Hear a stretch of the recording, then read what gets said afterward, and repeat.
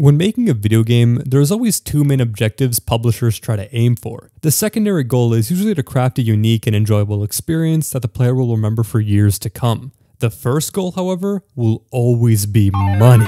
As much money as possible. But we need money. Jobs, cut. Executive bonuses, raised. Integrity, demolished. Gotcha. That was corporate. They said to feed all the unionizing QA testers into the industrial meat grinder. The most sustainable industry possible. I know it might feel like this mindset is a more recent phenomenon. Every week there's a new headline about a studio or publisher implementing the most deplorable money-grubbing strategies possible. But this mindset had always existed within the game dev world, albeit in a less outwardly evil form. At the end of the day, the product has got to make a profit. Simple as that. One of the best ways to do this is to follow the success of other titles that are currently printing money. We're all way too familiar with the profit maximizing strategies of recent games, but what about like 20 years ago? Nothing that big really, just like this game and this one. Oh, and this one. I could go into detail about the initial release of the first Resident Evil game and the resounding success that followed it. I'm not. Just know that when it dropped, pretty much everyone loved it. For the time, the first Resident Evil was a true turning point for early console generation. As I stated earlier though, wherever there's success, there's imitators sure to follow. There's a whole plethora of developers that try to get a slice of the Resident Evil pie. The most interesting of which, in my opinion, has got to be from Square Enix, or Squaresoft as it was known at the time. As someone who's recently become mildly obsessed with both the Final Fantasy and Resident Evil franchise, the fact that I had never even heard of this supposed imitation was surprising to me. So cast your mind back to the year 1998. I can only imagine the types of questions swirling around in people's heads during the time. Is Y2K going to be the end of the world? How's old Clinton going to get out of this one? And most importantly, what would it be like if the Final Fantasy developers tried to make a Resident Evil game? Well, have I got the game for you. Enter Parasite Eve.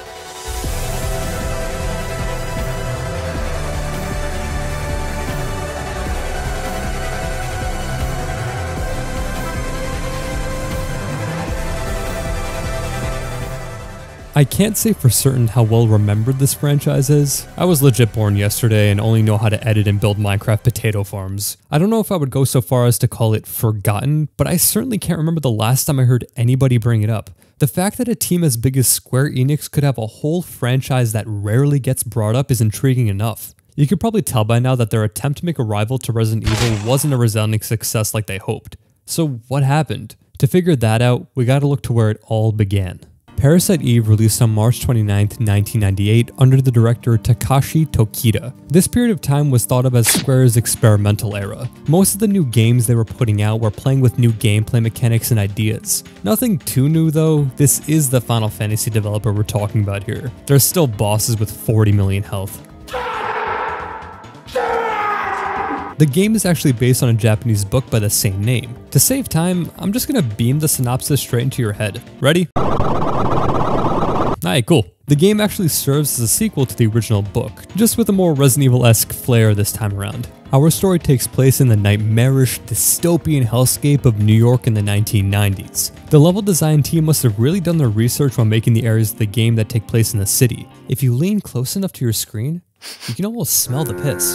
Smells like pee-pee and poo-poo in here. We play as NYPD officer and baddest bitch in the 17th precinct, Aya Brea. Square Enix games from this period can certainly get dark, but they've never really touched horror as a genre before. I'm sure this game won't dive into anything too intense.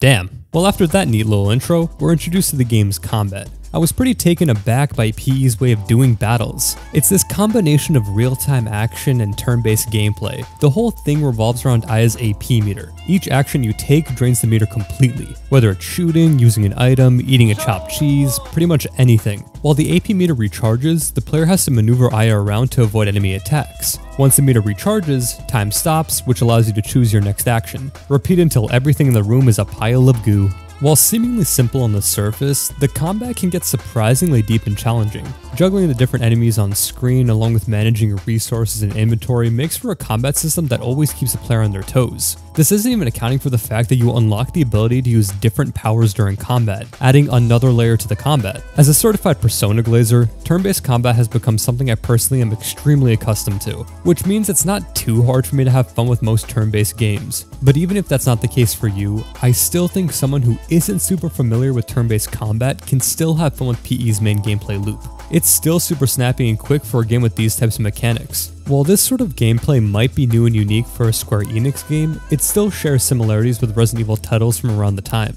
That being the fixed camera angles. This is one of the reasons why I tend to avoid games from this era like the plague. There's a lot I'm willing to try when it comes to games outside of my comfort zone, but I'm a bit spoiled when it comes to camera controls. If the camera in your game controls even slightly weirdly, I'm throwing that shit in the trash and going back to a perfectly flawless game. Like Dark Souls 2. While it can be kinda wonky at times, the camera works well enough to not be a hindrance. Other than the similar camera system, Parasite Eve also just sorta has a similar vibe to Resident Evil. Both games share a grounded setting with something slightly paranormal going on. Sometimes it's not so slight. There's no zombies or evil supervirus yet, but there are healthy amounts of grotesquely mutated animals to fight. Another similarity the game shares with Resident Evil. The T-virus equivalent to Parasite Eve is mitochondria. I could go super in depth into the story of Parasite Eve.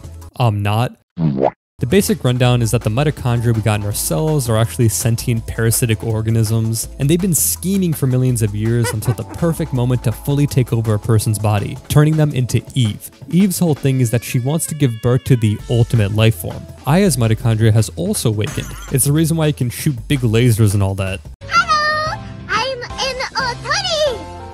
M is meaning small. I'm trying to be as brief as possible, but if you want to know more about the story, I'd recommend playing through the game or just hopping on the wiki. It's a really interesting premise, but it gets super confusing pretty quick, so try not to think about it too hard. I know I've been going on about how similar PE is to RE, but one of the things I really enjoyed about it was the fact that the game had its own identity. It's clear that there's a level of inspiration taken from Resident Evil, but the game still feels distinctly like a Square Enix joint. The art, the characters, combat, it all comes together to make an extremely unique and difficult, holy shit, experience. I'd fully recommend it.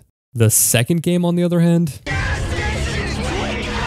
Parasite Eve 2 is literally just Resident Evil at home. So much of what made the original game fun and special has been ripped out and thrown into the sun, all in favor of making a more blatant Resident Evil clone. Square really doubled down on trying to make Parasite Eve an imitation of another more popular franchise. So much so that they just straight up replaced the movement system with tank controls. My stomach sank the first time I tried to move around in the second game. I searched desperately for a way to try and revert the control scheme back to the original, but no such option existed. I swear, tank controls have to be one of the most evil things invented by humans. That, along with like nuclear war and iPad tipping screens. Ugh. The issue with the absolutely rancid control scheme is only compounded by the new changes to the combat. Combat is now pretty much fully real time. The game's new director decided that anything slightly turn-based is for wimps. Only true Chads think in real time. I honestly think this new way of fighting could have worked if they had just kept the original damn movement system. Having to turn Aya left or right before moving strictly forward in that direction is absolutely grueling. Navigating areas is so much more of a chore now. It's bad enough when you don't have enemies trying their hardest to smear you all over the walls, but that's exactly what's gonna happen now that Aya's movement has been so heavily restricted. Aya does lock onto enemies, so at the very least, aiming isn't really an issue with the new janky-ass movement system. Something else to note about the second game is the way your mitochondria powers work now. While you can upgrade the powers you unlock over time, the amount of abilities present in the second game is way lower than in the first. It's pretty clear that the focus was shifted more towards the actual gunplay to match the tone of Resident Evil. Maybe if Jill Valentine was shooting lasers and casting barriers, things would have been different. I guess this was done to make the new combat more real-time, but it rarely even feels like this either. The camera is somehow even more fixed than it was in the first game. In the previous game, the camera would pan slightly to follow Aya's movements. Now, the camera is welded in place and that shit's not moving a single inch. This can lead to fights where you reposition or get knocked off screen, and the camera angle suddenly shifts. It can be hella disorienting, and this is legit the last thing you want when you gotta have pixel perfect precision to dodge effectively. There's a number of other small gameplay changes that only serve to make the game even more frustrating or generic. I'm not even that upset that the game is more difficult. Okay, I am, but what I'm more upset about is how much it feels like the game has regressed, and in my opinion, is a lot worse off for it. The first Parasite Eve had a lot of really good things going for it, and to see most of the things I enjoyed about the first game get dropped in order to chase trends was really demoralizing. This game even managed to make me hate Aya somehow. Not because her character is annoying or anything, I actually kinda like the extra personality they gave her. It's the fact that she controls like she's driving down Tiananmen Square. If the game needed any more similarities to Resident Evil, we got a brand new threat that involves a virus that mutates people. Woo. I don't know if they even said the word mitochondria at all in this game. It seems like Square was dead set on bimbifying Parasite Eve into Resident Evil. We got the mutant/zombie enemies, underground labs, secret government organizations, the whole shebang. The game seems like it's trying to be something that it's not. I might just be overly dramatic when it comes to Parasite Eve 2, but seeing a game I felt was really unique and creative try so hard to steer away from its origins, it was pretty sad. It's alright though, because this series isn't finished yet. We still got one last hope for a series comeback, and it's on the PSP of all places. PlayStation Portable. It's 2008. The gaming landscape has been in a slump with mediocre releases that made no real impact on the industry whatsoever. That is, until one franchise decided to come out of hiatus and show everyone how it's done. Parasite Eve. Except it's not called that anymore because of a licensing issue, so they just called it The Third Birthday. And it's also not even developed by Square Enix entirely anymore. And now there is time travel? Happy birthday to you. It's not his birthday to get this guy out! I really had no idea what to expect going into The Third Birthday. All I knew was that it was made for the PSP, and Aya now had Final Fantasy face syndrome. It's Aya though, she's still a cutie. My initial impressions of the game were really positive at the start. The game was set back in NYC, and the tone of the game seems like it was reverting back to the first. They even included some of the original combat music from the first game. This is looking pretty good so far. In the tutorial mission, we're introduced to an improved combat system. It's amazing how much better your life can become once you cut tank controls out. Aya now controls like a standard third-person action game protagonist, which isn't a bad thing by any means. This is probably the best controlling game in this series. She's also got the ability to dodge now too, which is insanely refreshing after having the turning speed of an excavator. After getting used to the controls, we get our first taste of combat. Fighting is now super fast, with Aya using her new abilities to jump between soldiers and taking control of them on the battlefield. She can now direct NPC soldiers into firing onto a single enemy, which always feels super badass to pull off. The combat is centered around Aya's new ability called Overdive. This is what allows her to take control of different NPCs and jump inside of enemies to implode them. You know, normal girl boss type stuff. Well, that's cool and all, but I'd really love to see what type of new mitochondria powers they added in the game. Well, there's this. It does stuff sometimes, I'm pretty sure. Other than whatever the hell this chart thing is, there's no mitochondria powers. Why? I really have no good idea. This game was released around the same time that RE5 had released, and by this point, Resident Evil had fully transitioned into its third-person shooter era. The devs could have been trying to replicate that sort of gameplay, although the gameplay of The Third Birthday feels too different from the Resident Evil games of the time for me to say it's a direct ripoff. I really tried to like this game, dude. My first impressions of it were positive enough to make me believe that I would finally start to enjoy this franchise again. I could go into all the reasons why The Third Birthday was possibly the worst in the series, and this time, I will. The gameplay becomes mind-numbingly repetitive after the first hour or so, and this repetitiveness combined with the huge difficulty spike that comes later in the game made me feel like I was actively going manic. If there were mitochondria powers like in the previous games, that could have gone a long way to adding some variety to the combat, but instead we're stuck with whatever the hell this Connect 4 bullshit is. The ability to heal is so 2000, have a 4% damage increase or something, I don't know.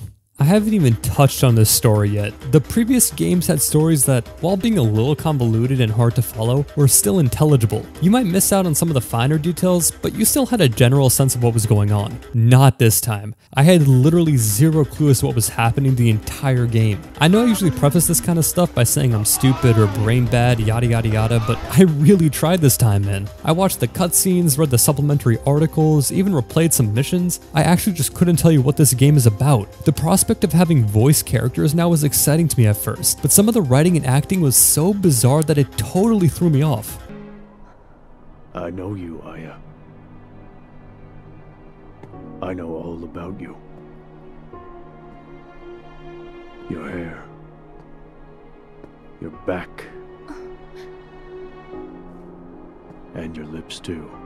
The Third Birthday has some of the most wild pacing in the game I've ever played. Characters are introduced, have some sort of weird twist, and then are never mentioned again, or they just die. It doesn't even seem like Aya knows who these people were or what their significance was. Since The Third Birthday ran into some licensing issues with the original Parasite Eve IP, I figured this game wasn't going to be a direct sequel. I wasn't expecting to fight any mutant zoo animals or to see anybody spontaneously combust this time around. But then they bring up characters and plot points from the previous games, like Maeda for example. He's a Japanese scientist from the first Parasite Eve. He helps Aya solve the mystery of the mitochondria and also provides some comic relief here and there. Great guy. He pops back up again in The Third Birthday. I assume this is a new Maeda, but him and Aya just kinda act like they already knew each other. And if it's the same Maeda, why does he act like a complete perv now?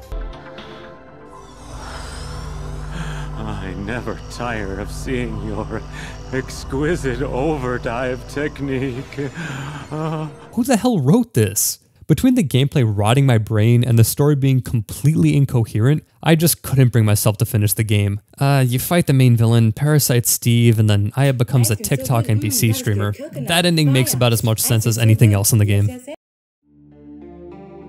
At the end of the day, I just feel bad for the series as a whole. Having its last entry be a PSP game feels like it was done dirty. My homegirl Aya deserves better. While it's fair to say that the franchise was trying to be Resident Evil in a lot of aspects, Parasite Eve also had a lot of identity on its own, an identity that I genuinely enjoyed. While I can only really recommend the first game to anybody watching, the two games that followed did bring elements into the series that I liked. Parasite Eve just feels confused, honestly, torn between what it's trying to be and what it actually wanted to be. I would love to see this franchise get a second chance. There's clearly a fan base still dedicated to this game. Hell, Bring Me the Horizon literally has a song straight up called Parasite Eve. Rumors are stirring that Square Enix might be looking into a remake, but who knows. Until then, I'll just keep puffing my hopium until that day comes.